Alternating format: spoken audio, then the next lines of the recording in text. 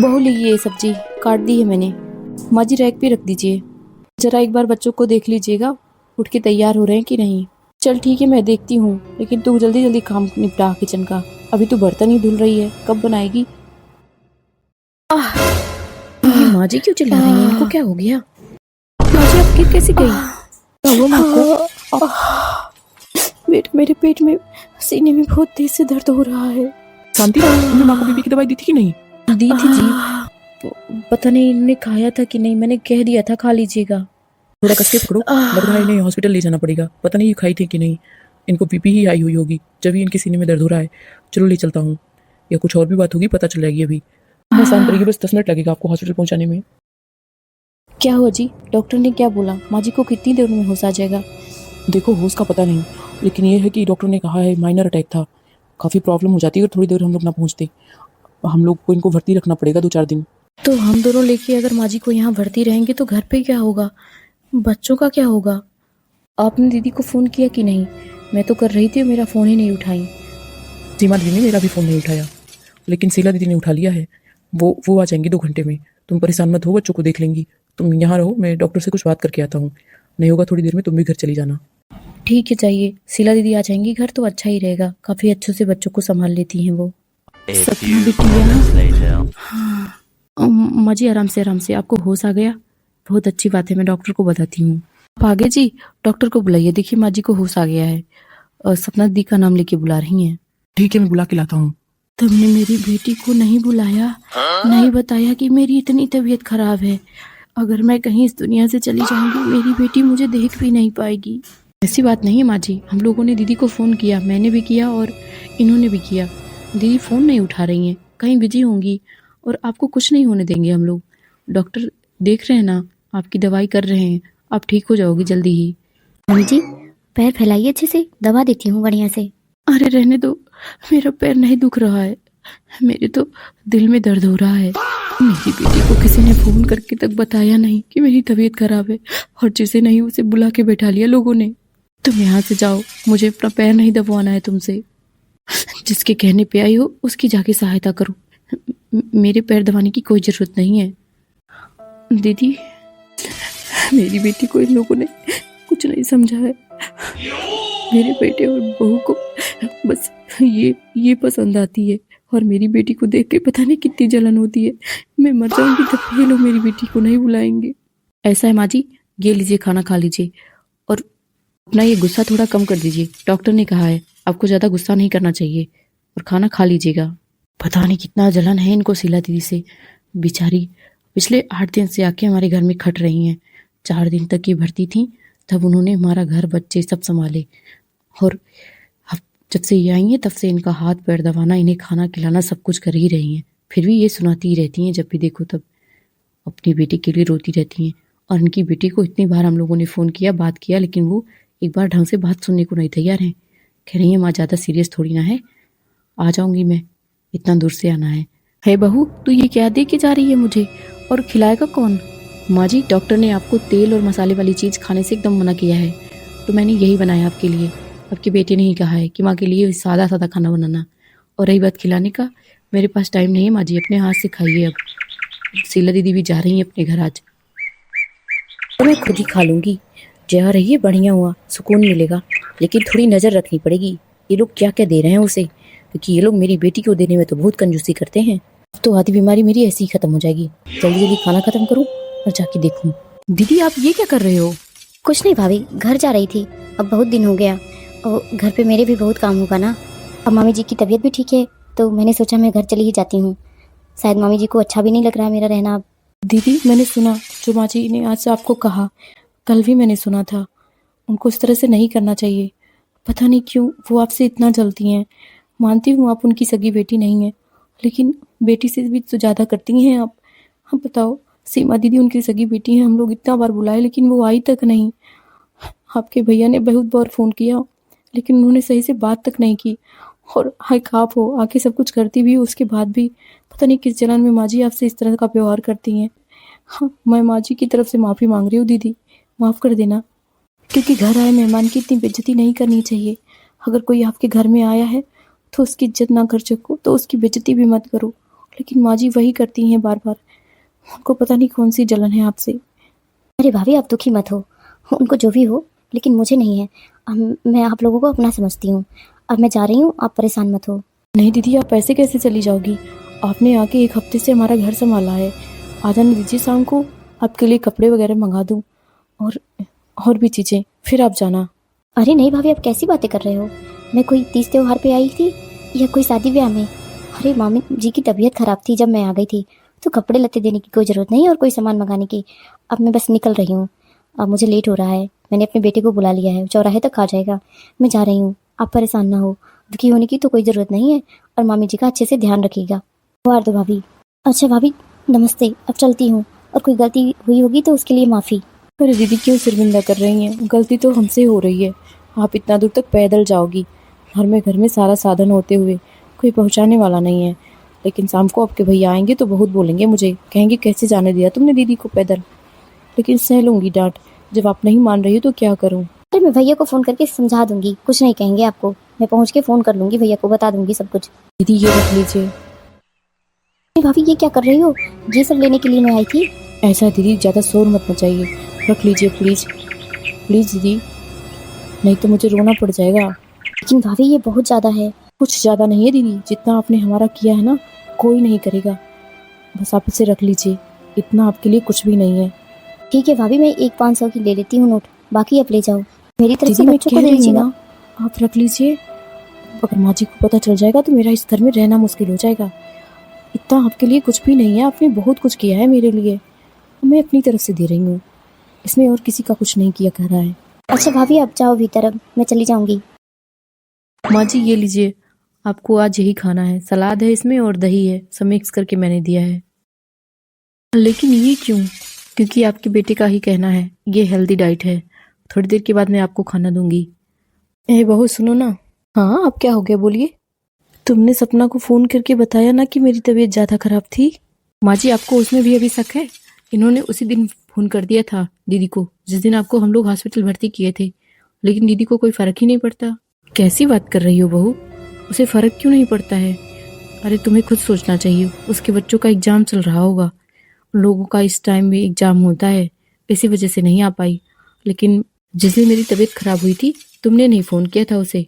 अगर तुम अच्छे से बताती उसको कि मुझे क्या हुआ है तो वो तुरंत भागी भागी आती। उस दिन तो बाबू ने फोन किया था ना उसे, और क्या कहा होगा उसने? कह दिया होगा माँ का जरा सा तबीयत खराब है, तो वो बेचारी सोची होगी थोड़ी सी तबीयत खराब है इसीलिए नहीं आई। लेकिन अब सुनो, अब जाके आज फोन करो और उसे कह देना रक्षाबंधन भी आ गया है तो चली आए। बच्चों को वो अपने सास के सहारे भी छोड़ सकती है, और या तो कह देना अगर बात करना नहीं छोड़ सकती उनके सहारे तो लेकर चली आएगी। यहीं से कुछ दिन चले जाएंगे एग्जाम देने। ऐसा है माँ जी, मैं फोन लगा के दे दूंगी आपको, आप ही बात कर लेना दीदी से। आप ही ये सब बातें कह सकती हो, मैं तो बस उन्हें बुला सकती हूँ। अच्छा एक बात बताओ बहू, तुम्हें मेरी बेटी से कोई जलन है क्या? क्योंकि मैं देखती हूँ वहीं शीला आती है, उससे बात करने के लिए तुम हमेशा तैयार रहती हो। उसको फोन करके तुमने बुला लिया, जरा सा मेरी तबीयत खराब हो या कुछ हो वो पहुंच जाती है तुरंत। उसको बुलाने के लिए तुम्हें नहीं दिक्कत होती है, और मेरी बेटी को बुलाने में तुम्हें पता नहीं क्यों कष्ट होता है इतना। माँ जी आप कैसी बहकी बहकी बातें कर रही हो? मतलब हद ही है। जब दीदी मुझसे बात नहीं करना चाहती हैं तो मैं कैसे उन्हें फोन कर दूं और कैसे बात कर लूं? आप पूछिएगा दीदी से, कितनी बार मैं फोन करती हूँ उठाती तक नहीं है। और वहीं शीला दीदी हैं, एक बार फोन करो या ना करो वो खुद ही हफ्ते में 2-3 बार तो खुद फोन करके बात करती हैं, हाल चाल पूछती हैं। और आपको इतनी जलन क्यों है शीला दीदी से? वो आपके लिए भी तो इतना सोचती हैं, हमेशा कहती रहती हैं मामी जी की तबीयत कैसी है, सब कुछ पूछती हैं। और दीदी तो सही से कुछ पूछती भी नहीं है। आपके पास भी फोन है, मैं तो नहीं देखती कि दीदी आपको ही ज्यादा फोन करती हैं। मुश्किल से हफ्ते में 2 दिन कर लेती हैं, और मेरा फोन तो उठाती ही नहीं है। फिर भी आप दीदी के लिए लड़ते रहते हो। अब कुछ भी हो माँ जी, मैं बात तो करके कह दूंगी, लेकिन जबरदस्ती तो नहीं कर पाऊंगी। आपको जैसा सोचना हो सोचो। मैं कौन सा क्या गलत सोच रही हूँ? अरे मैं उसे भी अपनी बेटी मानती हूँ और अपनी बेटी को भी अपनी बेटी मानूंगी कि नहीं मानूंगी? वो मेरी बेटी है, आएगी नहीं तो मुझे ही कष्ट होगा ना। और रही बात फोन करने की, फोन तो करती है मेरी बेटी मुझे। तू कैसे कह रही है हफ्ते में 2 बार की करती है? तुझे करती होगी हफ्ते में 2 बार, मुझे तो हमेशा फोन करती है।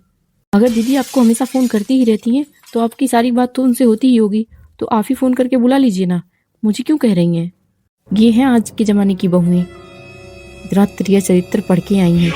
मैं ही कह दूं जैसे इन्हें तो कुछ पता ही नहीं है। ये त्योहार भाई भाभी का है, भाई भाभी बुलाएंगे या माँ फोन करके बुलाएगी। नहीं बुलाना है मत बुलाओ, मत करो त्योहार, लगा दो आग त्योहार में। ना जाने कितना प्रॉब्लम है इनको शीला दीदी से। क्या हुआ भाई, तुम फिर माँ से बहस करके आ रही हो किसी बात के लिए? देखिए जी, मैं एक बात आपको साफ साफ बता दूं, मैं आपकी माँ से बहस नहीं करती हूँ, वो खुद ही शुरू हो जाती हैं। अब बताइए, शीला दीदी आ गई थी और सपना दीदी नहीं आई थी, उसके लिए माँ जी परेशान हो रही हैं। कह रही हैं कि तुम लोगों ने फ़ोन ही नहीं किया, बुलाते ही नहीं तुम लोग मेरी बेटी को। बताओ, हम लोग फ़ोन नहीं किए थे? आपने फ़ोन नहीं किया था? वहाँ भी ना किया तो था मैंने फ़ोन। अच्छा तुम अपना काम करो, मैं माँ को समझाता हूँ। लेकिन हाँ, मेरे जाने के बाद कुछ बहस मत करना, जो भी कहेंगी चुपचाप सुन लेना, भलाई इसी में है। देखो उनकी तबीयत ज़्यादा खराब है, इसलिए परेशान करने की उन्हें कोशिश मत करना। मैं उन्हें परेशान नहीं करती हूँ, वो खुद परेशान रहती हैं एक एक बातों को लेके। बताओ, इसमें कौन सा उन्हें टेंशन होना चाहिए कि शीला दीदी आ गई। हम लोग शीला दीदी से बात करते हैं, मेरे ऊपर आरोप लगा रही हैं कि मैं बार बार शीला दीदी को फ़ोन करती हूँ और सपना दीदी को नहीं। अरे कहने दो ना यार, चुप रहो तुम भी। इसलिए कहता हूँ बहस मत करना, जो भी कहें सुन लेना चुपचाप। नहीं बर्दाश्त कर पाना वहाँ से हट जाना, सबसे अच्छी बात यही है। उनकी बात ही मत सुनो, अपना थोड़ी देर में खुद ही शांत हो जाएंगी। ज़्यादातर कोशिश करो, उनसे कह दिया करो थोड़ा गाँव में टहलाएं। तो ऐसा कह रहे हो जैसे मेरे कहने से वो गांव में टहलने चली जाएंगी? और वैसे भी गांव में जाती है ना तो और राजनीति पढ़ के आती हैं गांव में। इनकी बेटी, उनकी बहू, ऐसी वैसी, और फिर जोड़ के अपने घर में कहानी रचती हैं। देखो शांति, मैंने तुम्हें पहले भी समझाया है, वो मेरी माँ है, उनकी शिकायत तुम करो, लेकिन इतना भी ज़्यादा मत करो कि मुझसे बर्दाश्त ना हो। और दूसरी बात, वो बूढ़ी भी हो चुकी हैं, उनका बात अपने सर पे लेके इतना मत ढोल क्या करो। थोड़ी बातें कहती भी हैं तो सुना ही मत करो। सबसे अच्छी उपाय बताया ना मैंने, हट जाया करो वहाँ से, अपने काम में व्यस्त रहो। लोग क्यों कहते हैं शांति, बूढ़े और बच्चे एक बराबर हो जाते हैं? इसी वजह से, क्योंकि वो अपनी ही बात ऊपर करने की कोशिश करते हैं, हमेशा ज़बरदस्ती ही करते हैं। इसलिए उनसे बहस करने की बजाय उनसे उनकी बातों को इग्नोर करो, उनसे बहस मत करो, इसी में भलाई है। और बाकी मैं उनको समझा के आ रहा हूँ, तुम अपना काम करो अच्छे से। और तुमने सलाद बहुत अच्छा बनाया है। कह तो ये सही ही रहे हैं, क्या ही माँ जी की बातों को लेके बैठना। मैं भी जल्दी जल्दी किचन का काम निपटाऊं और दूसरी काम में लग जाऊं। टिफिन दे आती हूँ, खाना तो कुछ खाया नहीं इन्होंने, सलाद भी खा कर चले गए केवल। पता नहीं कितना जलन है इसको मेरी बेटी से। अगर बेटी की जगह वो भी बेटा होता तो आधे का हिस्सेदार होता। इतना सब कुछ छिपा के बैठी है और मेरी बेटी से ढंग से बात भी नहीं करना चाहती है। क्या हुआ माँ, अब अपना सलाद लेके बैठ के क्या सोच रही हो? इसे जल्दी खाओ, वरना ये जल्दी से भी खराब होने लग जाएगा। इसमें बहुत सारी चीज़ें हैं, एक में मिक्स होती हैं तो उसका स्वाद बदलने लगता है। अब जल्दी जल्दी खा लीजिए, और कुछ दिक्कत हो मुझे बताइए। आपकी तबीयत खराब हो रही है क्या फिर से?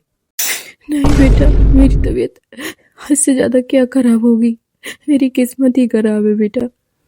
जिस बहू के लिए मैंने इतना सब कुछ किया, अपना सारा धन दौलत, अपने घर की पूरी मालकाना उसे दे दिया, वही बहू आज ये दिन दिखा रही है।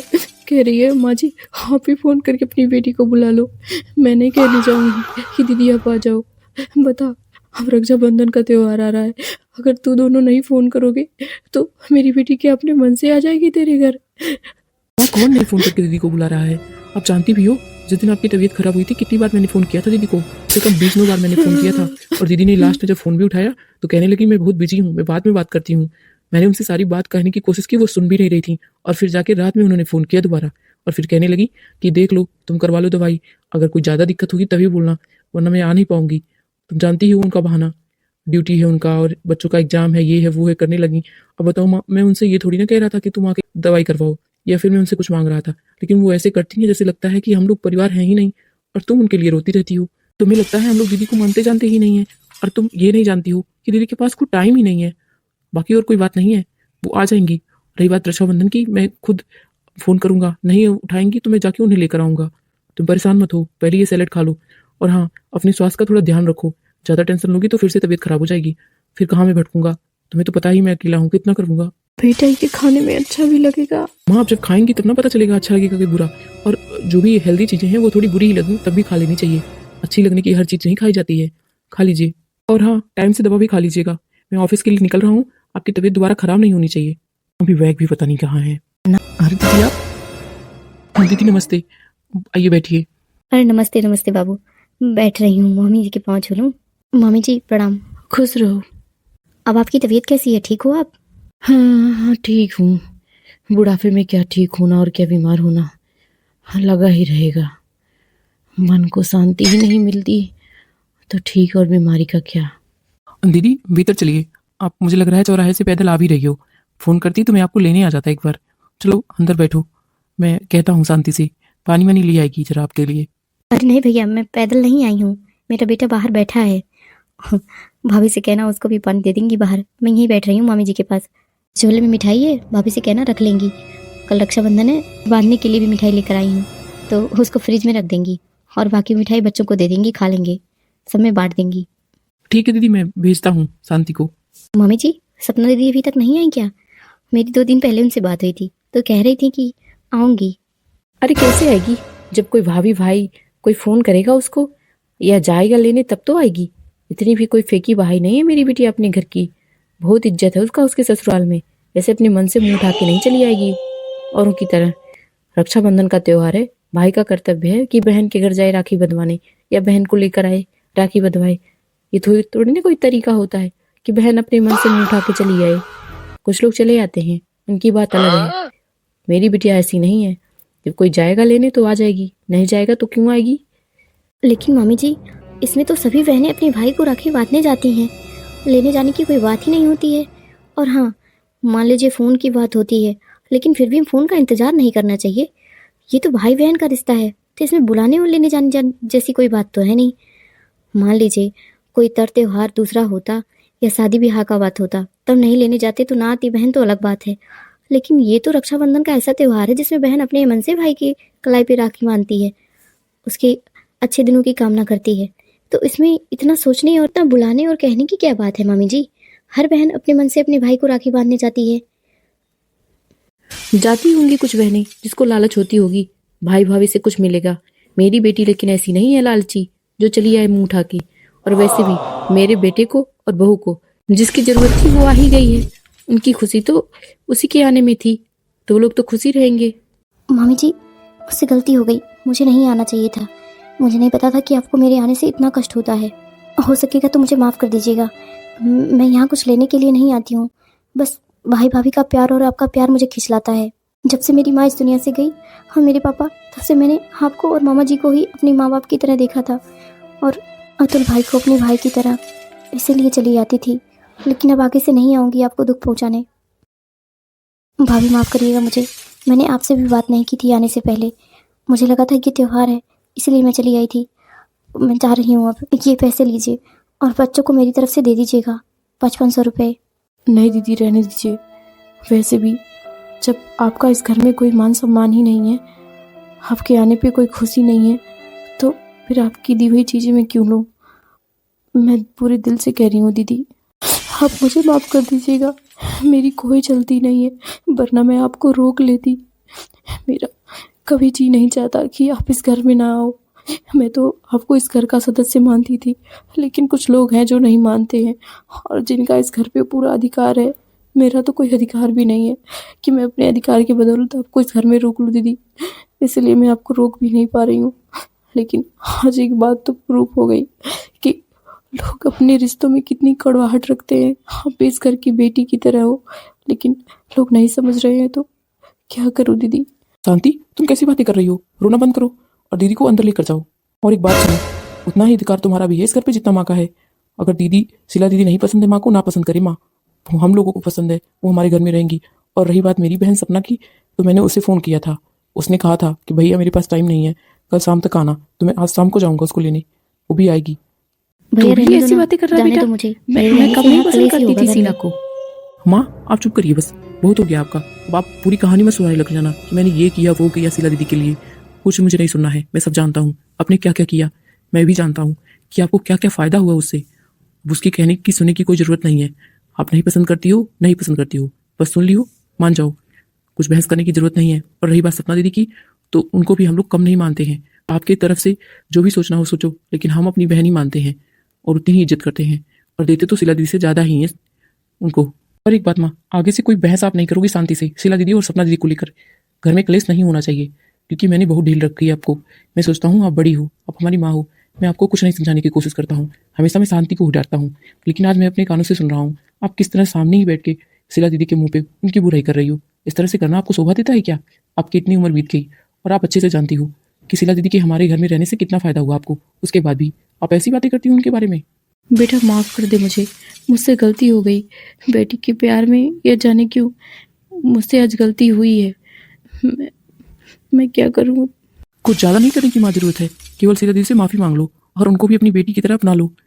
तू ठीक कह रहा है बेटा, मैंने सच में उसे अपनाया नहीं कभी अपनी बेटी की तरह।